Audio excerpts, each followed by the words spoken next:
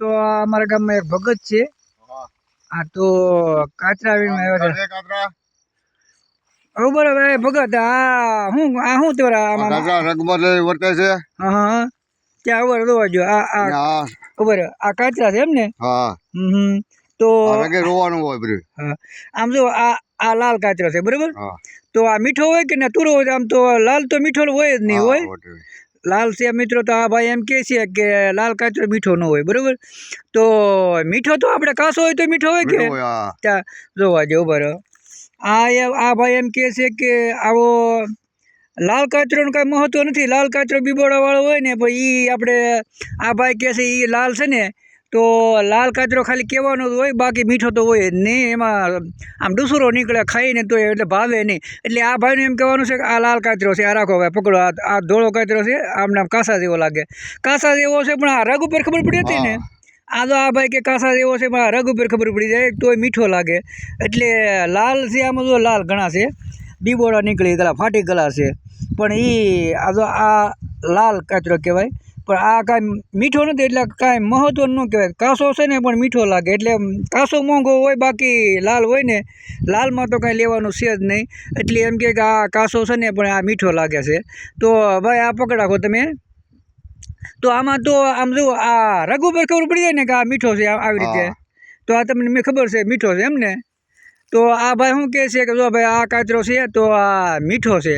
એટલે એને રગ ઉપર ખબર પડી જાય કે આ મીઠો છે કે તુરો છે. એટલે આ ભાઈ કાચરા ખાવા નીકળ્યા છે. અને આ ભાઈ જો આ બધી આંબલી છે. એટલે આંબલી એટલે કહેવાનું છે ને કે આપણે આ કાચરી કહેવાય છે. તો જો આ ભાઈ કહે છે આ કાચરી છે. અને તો હું એ ભાઈ પાસે આવ્યો છું. જુઓ મિત્રો, તો આ ભાઈ કાચરો બતાડો તો ભાઈ આ તમે મીઠો હોય એવો બતાડો તમે. જુઓ ભાઈ આ મીઠો હોય એવો બતાડો છે. આ મીઠો આ તો આ ભાઈ બતાવ્યો પણ એ સાઈન બતાવ્યો કે લાલ છે એટલે તમારે મીઠો લાગે. મીઠો નથી. અને આ છે તુરો. એટલે મને ખબર પડી ગઈ. આ ભાઈ મને પહેલાં કીધું ને કે બીબોડાવાળો ફાટી ગયેલો હોય એટલે એ કાંઈ મીઠો ન હોય, ખાલી દેખાવનો બીબોડા માટે મીઠો ન હોય, દેખાવનો હોય, તુરો હોય. બાકી જો આ ભાઈ કહે છે કે આ છે ને આ મીઠો હોય છે. એટલે ખાવામાં તો કાસો હોય ને એ જ મજા આવે છે. એટલે આ ભાઈ કહે છે. તો ભાઈ તમે આ કેટલી આમ એક ડાળખી તોડ્યા કે આમ કેટલી આંબલી તોડ્યા? એક ડાળખી નાની એવી છે.